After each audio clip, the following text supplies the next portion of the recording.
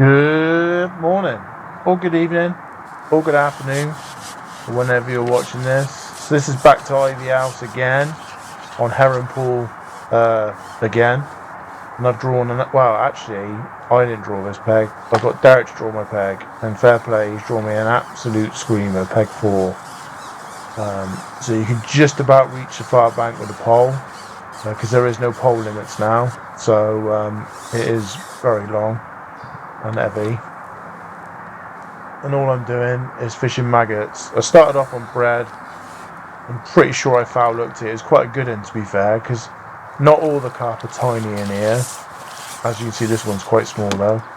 So there is some stampers, so there's quite a few, I'd say 3-4 pounders. Not millions, but I think there's more than what we give credit for. So as you can see, I just quickly dump the pole tip in the water with the maggots so they don't fall out. Quickly shipped out. This is sped up. I can't ship out that fast. Otherwise I'll be challenging Eddie Hall for World's Strongest Man to ship out 19.8 meters of pole. So yeah, it took like 2 minutes to get another one. So obviously there's a few fish in the area without a doubt. So happy day. So again, I just worry this might be a little bit boring video because it's the same as like peg 19, which is Derek's favourite number. Just basically real light gear really, like 012 mainline, 08 hook lengths, small hook. That's it, light floats, lightest floats you can get away with. So just using like Gaz Malman floats. So please don't hate me, John Walker. Fishing light elastic like 1.2 mil or even 1 mil.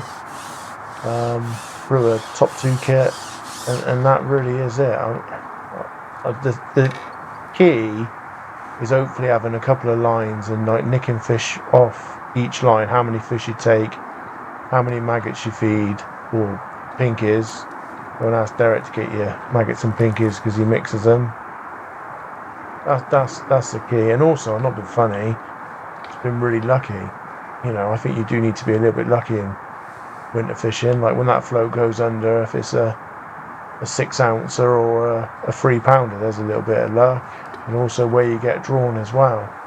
So, you know, you've got to take the rough with the smooth, because unfortunately, even though this lake is rammed full of fish, the lads on the bottom bank, like Carl Mumford won the section on the bottom bank, I believe with £10, the weights are everywhere. Yeah, Carl won it at £10.5, and Derek's not caught, Stitch ain't caught, and there's a couple of others that ain't caught. So obviously that area is very, very, very, very tough. Hope to not draw that on Sunday, which is our winter league. So I'm worried I'm going to use all my luck. So the favourable pegs, obviously fish have got fins, they move around and stuff, but obviously the favourable pegs in my section on Sunday would be 2, 4, and 6. But like you say, you never know. The bottom bank is obviously going to have more room. It's 13, 15, 17, 19. So like every other peg. So for a Thursday match, midweek, quite a good turnout. There's 21 fish in. As you can see, there's fishes. Foul looked. Did foul look a couple. I think they just swim through your line where you're fishing so long, tight against the bank. So this is Gary Etheridge, an angler that I've known for many years. So he's on peg 2, which is not really a favourable draw for the open match. But Andy's done the right thing. What he's done is going to pay the top 2 and then 3 sections. And then the Sunday's match before, he done the same, paid top 2 but paid 4 sections. So at least it gives you something to fish for.